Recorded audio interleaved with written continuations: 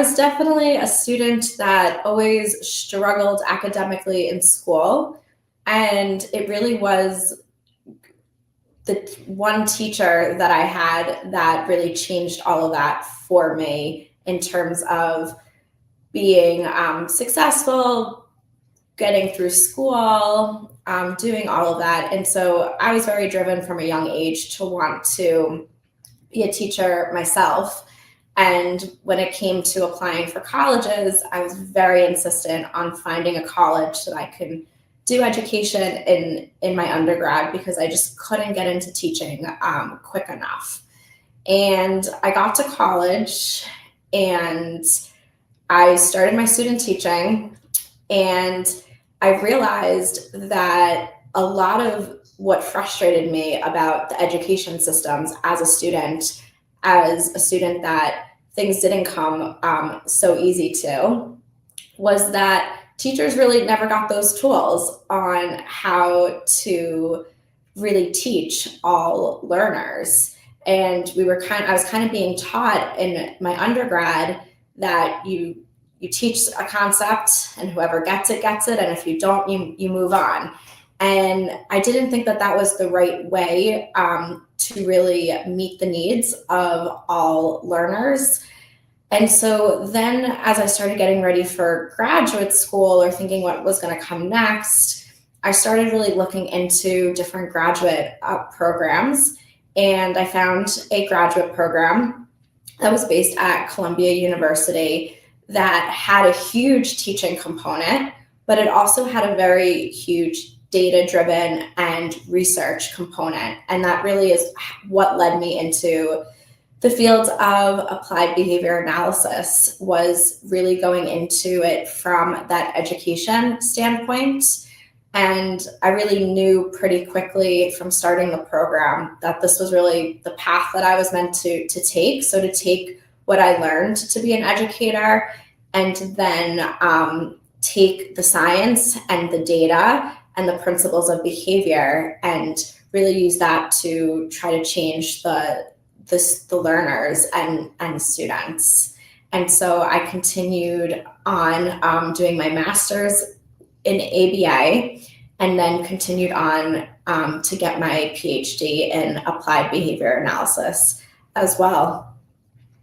And I'll let maybe Caroline, do you want to start your story, and then we'll talk about how our roads kind of crossed? Yeah, absolutely. I think we had similar experiences in education. I feel like in school, in elementary school, I was the oldest child and overachieving and always raising my hand. And I didn't understand what it meant to struggle in school, actually, until I got to about middle and high school, when the schools get to be a little bit bigger. There's more students. But I always knew I wanted to be a teacher. I had a similar experience where I had that one teacher in third grade, and she just connected, and she saw what was in me and was able to make learning fun and accessible for myself and for other students as well. And so I knew I was looking for a teaching school going to college, wanted to go and learn how to be a great teacher, just like my favorite teachers, wanted to work with kids, wanted to work with other students because I loved reading, loved writing, didn't love math as much, but eventually learned that I did like math when we got into that data-driven exercises and activities and things like that. So yeah, it was once I got into my undergraduate program in student teaching that I actually didn't like teaching, which was a shock to me and very much a difficult time in my life, because my whole life had led to becoming a teacher. And I found that what I did like was working with kiddos who did have a little bit of extra love that was needed for them to succeed. So what I did find was working with kiddos with autism was a lot more fun than just standing in front of a third grade classroom and delivering academics, first of all. But the tools that were needed, I agree with you. I think that's one of our common points and why we've come together to do what we do, is there's not a great way to educate other teachers on how to teach all students. And there are a lot of tools missing, partly because I think it has to be very individualized, right? Once you meet one kiddo with autism, that's one kiddo with autism, one individual, and everybody has their own individual needs. But there are certain evidence-based and science-based strategies that I think could really be embedded from the undergraduate teaching side. And I think maybe I would have ended up in the same place. Hard to say, but I did find my way back into teaching. I was a special education teacher at a private special education school for kiddos with developmental disabilities and autism. A very small school, but we were able to start it from scratch. And that's when I was introduced to applied behavior analysis. And so that was fascinating because now there's a formula for learning. And this is where the math comes in and where I found that I did actually like math. Again, I just probably wasn't given the right tools to understand or enjoy math back in the day. But it was inspiring to see other kiddos able to learn and make progress in a setting where they were given what they needed in terms of their academic and behavioral needs. At the same time, I had a family member. I had a cousin who was born.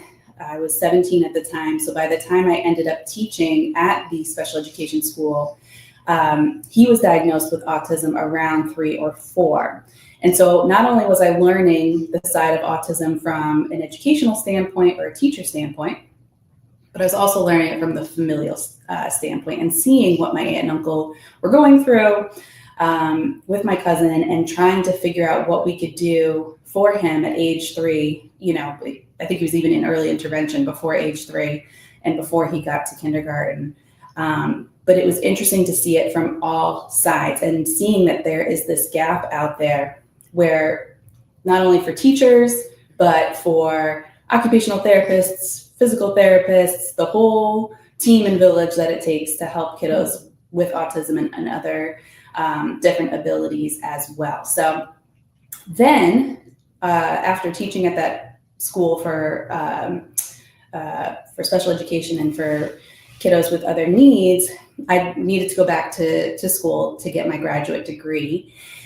And I said, well, let me see what this is all about in terms of learning what applied behavior analysis, ABA, is this buzzword that everybody's talking about, especially for autism. And so I had learned about it and how to use it from the ground, right? Just the day to day. But now I needed to go back and learn about the book side of it and what the science meant and all these vocabulary terms. And it's like its own other language. So ended up going back to school, went to Teachers College for my master's degree in New York City.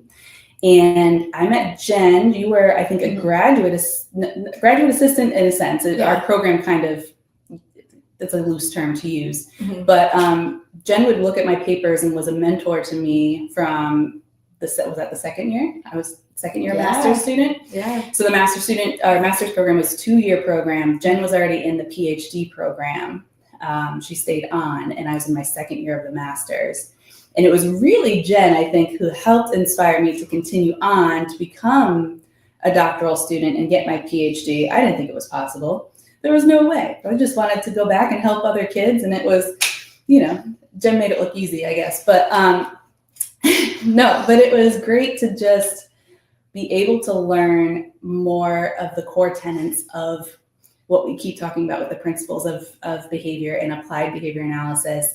And again, this is a term that's thrown around a lot, especially in the autism community. And I feel like you don't know it until you experience it yourself, whether from a teaching standpoint or from a student and family standpoint as well. So I think that's where our paths then connected. And I think from when our paths did connect with mentoring Caroline with that ABA 2 class, I think our paths really crossed because there were very few people, it felt like, in the field that were really driven by truly education and public school education in particular. And so both of us kind of having that education background and now coming into applied behavior analysis wasn't necessarily the norm. While our program was designed for teaching, a lot more people were coming through with the psychology background and then learning the classroom practices. And we were we came in knowing the basics of teaching, but we're now trying to add in the ABA to really be able to meet all learners. And so I was incredibly grateful, and obviously am to this day, that we did cross when we did, because that really started a lifelong friendship, and then fast forwarding years, a business together. Yeah, so then after we both graduated with our doctoral degrees, while we were completing our doctoral degrees, we were working as teachers in a public school setting. And we were using applied behavior analysis as teachers, as Jen said, that it was part of our program. And that's with Dr. Greer and the CABAS program over at Columbia University. So he's really the one who kind of brought us together, and we worked in the same school. So I was a teaching assistant during the master's program. Jen was a 4th grade teacher. And then when I moved on into the doctoral program, I became a teacher for a self-contained class for middle school students. So both of us each have over 10 years of teaching experience before we even finished our doctoral degree. And then after completing that, Jen started consulting in schools. And then I guess you want to keep talking about how you consulted in school, how you started with that, because I feel like that's actually another side of teaching that is new to the field of education, and it's different. And I don't think it's a path that a lot of teachers consider, but we are able to have kind of a wider impact, is what I think. I think when I was graduating, I knew I had worked so hard to finish my Ph.D., and I was so proud of that, but I didn't necessarily entirely know exactly what that was that I wanted to really do next. And so I'd say I tried a few things. I became a supervisor for a private school for a little while. I also took on a full-time university position for a while, as well as doing some adjunct university work. And then I was introduced or given the opportunity to come back to a district that I spent much of my teaching time in, to do a day of consulting. And so I had taken that opportunity while I was full-time at a university, and slowly, as the months went by, the needs really increased and the days increased of consulting. And so I kind of got to the point where I really realized I loved being in the schools. That's really what I wanted to do from when I was young. But I finally felt like I found the way that I could be in the schools, as well as really make the impact in the way that I was trying to make it. And so I really kind of cut back from the university work that I was doing, still remained being an adjunct professor, so had the part-time, so like into the higher education, and I still do, but consulting really became more of my main role. And slowly over time, I would really watch Caroline finish her graduate degree, and we would, for a while, we would go to dinner, really, I think it was every Thursday night at this, we would get a burger, and then we would kind of just chat about what are those professional goals that we had. And luckily, a little bit after Caroline graduated, there was an opportunity for her to come on as a consultant. And so now we were both in a capacity where we were both kind of doing the same thing, different sides of town, looked a little different, but we were really in the same consulting role together. And it took, we had to get through COVID like that. We, kind of had to stick through just a lot of challenges at that time that the education systems were going through with all the virtual learning, with the needs of our students that we were consulting with. And then, I think at one point when that really started to get settled, we were beyond COVID, schools were as back to normal as they possibly could be, I think we kind of hit a point where we started realizing that how can we scale this up, that what we're doing, and why are we constantly spinning our wheels doing the same thing over and over again? And so we finally had decided to really join forces and build something together. Yeah, I think the pandemic was a huge turning point in education. You and I had finished our degrees. Mm-hmm. We had loved being a teacher in the classroom and loved working with the students. I could not say enough about being a self-contained teacher. I think that is one of the best jobs in the world because you get your own little pod of kiddos who really have extra love that's needed, and you really get to individualize your teaching and hone in on those skills that are needed. And you were able to kind of use the same practices that I was using, but on a wider scale in your fourth grade classroom. Yes. As our final, points in our teaching careers. Mm-hmm. But then we did get out before COVID happened, and that's where we really saw the troubles in education and in public schools. Especially, talk about just the neurotypical general education students who were struggling with the virtual learning and the shutdowns and everything that was going on. But our kiddos who have special education needs really, really had a hard time coming out of that pandemic. And so we were both doing the same thing every single day. Our daily life consists of going into schools. A teacher would tell us, this student is not able to make progress in reading, not able to make progress in math. We're seeing some social skills that are lacking, which again was common, especially after the pandemic. Behavioral challenges, we are still seeing an uptick in that, especially now that we have kindergarten students starting who were born during the pandemic.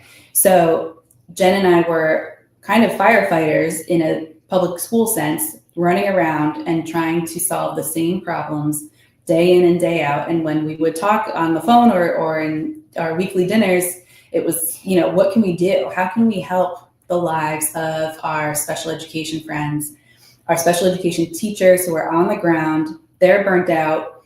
And so with these common themes and common problems that we were seeing really is what was the driving force behind what we wanted to do together. And so we had separate companies, and then we decided to kind of move into an entrepreneur side of education, which again is kind of a newer field, I would say, but we wanted to have a wider impact.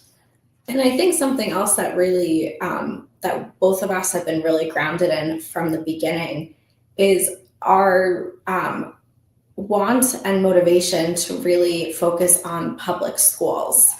The field of applied behavior analysis, while it's gotten bigger over the years, there's still that more focus on the clinics, on the home cases side of it. There still are fewer people really diving into public schools. And I think for me, that was always an area that I knew that my career was really meant to be in, because I wanted the opportunity to know that I can make an impact with all learners, because everyone's entitled to that free and appropriate education, and what is appropriate looks different for every student. And I think that's where our company really can come in terms of really looking at how we can set up classrooms efficiently and effectively. So the public school education that students are getting, especially those students that struggle,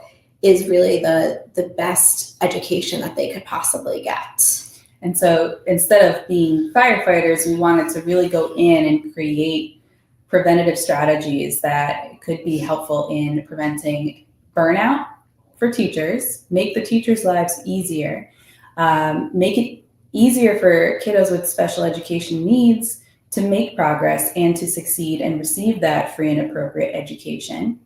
And additionally, for parents, my uncle and aunt, I saw them going through IEP meetings and having to deal with schools and having to have a brand new teacher come in and not know what to do in a self-contained classroom. Jen and I have found that we have had to start a lot of self-contained classrooms in our consulting work. And we were doing the same thing over and over again. That's really one of the key pieces in the public school system. If you don't have an appropriate self-contained classroom set up in a public school system, kiddos would have to go to a special school. And that costs the school district money. That causes a lot of emotional grief and disturbance to the child and the child's family. And so how can we serve public schools in a way that helps teachers succeed, helps parents succeed with their child in a self-contained setting? So we kind of wanted to make strategies known that we have both used in our own teaching practice and were successful for not only us, but for other colleagues, and there's research out there and studies. And so that's really been a driving force in our work for the public schools. I completely agree with that. And I think that's, as we continue to progress and continue to expand, as we are acquiring new contracts with new schools, we're kind of constantly seeing the same patterns really over and over again. So it's not just one or two school districts, it's really pretty much every school district is having those same type of conversations, those same types of problems that they're seeing. And so really our company and what we choose to contract with is really trying to set up those classrooms from the ground, but do it right and do it proactively and do it in a way that it can be that we could set them up for long-term success. And I think that's a key role for parents to really see as well, because there's so much time that needs to be made up for kiddos with developmental delays and learning disabilities and things like that. Every month that goes by on that school calendar is another month that you hope progress was made. And if progress is not being made, the gap's just going to get wider as the child gets older.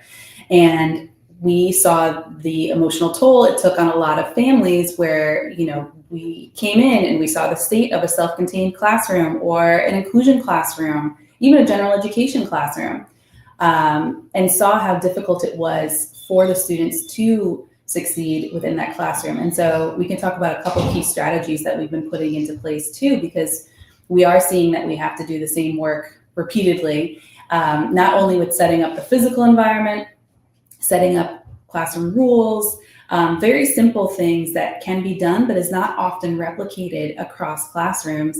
It makes the environment much more community oriented, making sure that every student has a place that they can call theirs within the classroom, or just a couple of introductory tactics and things that we love to express and teach our teachers. And then we can get into even talking about all the way down to a curriculum, because a lot of times, especially going through undergraduate, learning how to become a teacher through your undergraduate studies, you're not taught how to teach in a self-contained classroom. And while we do work with inclusion classrooms or general education classrooms as well, we do focus a little bit more on the self-contained classroom, because there is, I think, a lack of instruction on how to teach those types of classrooms because of how individualized they have to be. So it makes sense, but there is a way to do it. You want to talk a little bit about the physical and some strategies that we've been bringing in? Yeah, we really look at just the classroom environment as a whole, from just how to set up the classroom, what kind of rules to set up for the classroom, what does a reinforcement system look like, what does the organization of support staff look like, as well as just the very, very core. And then once we get into the instructional pieces, we really start to look at the students' data, the assessments that they're taking. One area that we found that we weren't able to completely solve so quickly in the public schools particularly is what kind of curriculum to really utilize. So we know that in the general education classrooms and the inclusion classrooms, each district really has their own set curriculum. And when it came to self-contained classrooms, that wasn't across the board. There wasn't a set curriculum. And as we were going into more and more self-contained classrooms, we were finding that teachers were really left to their own device to just create their own curriculum. And it was constantly just, everyone was just spinning that same wheel to just recreate something. But we also know that we come from the background of really the importance of using those evidence-based strategies in our teaching. And so if a teacher is turning to Pinterest and some of these other just Googling, then how can they really make sure that they're embedding some of those evidence-based practices? So we were really fortunate about a year ago now to get connected with UnitedSTI to work together to build a curriculum that is aligned to some of the core ABA assessments, as well as also focusing on the education impact as well, and really teaching the education. We know from, I think, a lot of kids that go to clinics, there isn't as much of an urgency to teach the academics because the insurance needs to approve the treatment plans and approve what those services look like. But in the public education system, we need to have academic goals for the students. We need to figure out in the self-contained classroom, how do we get these students to progress academically? So our curriculum that we've worked on over the past year is really just that. It's taking some of the core ABA assessments, taking the state national standards, and really developing the scope and sequences that utilize ABA, that utilizes evidence-based practices so a teacher can really come in, assess their student, and be able to know what their scope and sequence looks like. Yeah, it's not making cookie cutter classrooms by any means, but there are some very common assessments that are used in the special education world, and especially in those clinics or classrooms that utilize ABA, such as the ABLS and the BB-MAP. And so we have aligned our curriculum to those assessments. So it gives you a starting point, and then it automatically guides you to what programs or what lessons to begin implementing in your classroom, and really taking the guesswork out of what to teach your students. And so in a self-contained classroom, I should add, is a classroom that is kind of separate from other typical looking classrooms within a school. And it's mainly consisting of maybe 5 to 10, depends on the state, but a few number of students who only have individualized education plans or only diagnosed with some special education needs. And so you could have students with autism, you could have students with Down syndrome, cerebral palsy, a wide variety of various diagnoses and things that are going on, meaning they have a lot of different needs, and it can be hard to find that common starting point. And if you're a brand new teacher being placed into a classroom where you have to address the needs of all of your learners, it can be very daunting. And with every month that goes by in the school year, you're losing that opportunity to make progress. And like I said earlier, the gap is just going to get even wider. So by using our curriculum in conjunction with UnitedSTI, you can not only just deliver the assessment, but also immediately be given that guiding post of where to start for each of your learners. It's individualized. And not only that, you're able to take data and really measure the progress of your learners as well, in addition to some common accommodations and modifications, prompt levels, various suggested criteria, and things like that as well. So we're trying to, again, take that guesswork out of teaching in a self-contained class, or bridge the gap between moving from a clinic to a public school. And we want to make it more accessible so you don't have to go and read all the research journals out there. We are trying to make sure we're on Pinterest, on TikTok, on all these different media that can really make this accessible to special education teachers out there. Thank you so much for coming and listening to our talk today. There are so many people that really have influenced us to be where we are today. Of course, bringing us together as well as teaching us the best practices, the use of the science. We, of course, thank Dr. Douglas Greer and for the opportunities that we were given to really accelerate our career path and get us to where we are. I know for me personally, the teachers that I had growing up, a few in particular, really inspired me to continue on and find this pathway. And then, of course, just my family for their ongoing support of my career choices and my career path. Yes, thank you so much for listening to our ASPIKA Talk. We look forward to really helping other teachers and administrators, principals, parents really make the world of special education easier and help everybody else along the way as well. I also want to thank Dr. Greer, Dr. Dudek, Dr. Delgado for really bringing us together at Columbia University, and my family and friends, my husband and my son Joey. I'm very excited to see where this goes, and we hope that you can really find us on our social media links. We're on Instagram and TikTok and Pinterest, and you can check out our website. And please feel free to book a demo with Unitas TI so we can show you all of the exciting things that our curriculum is ready to bring.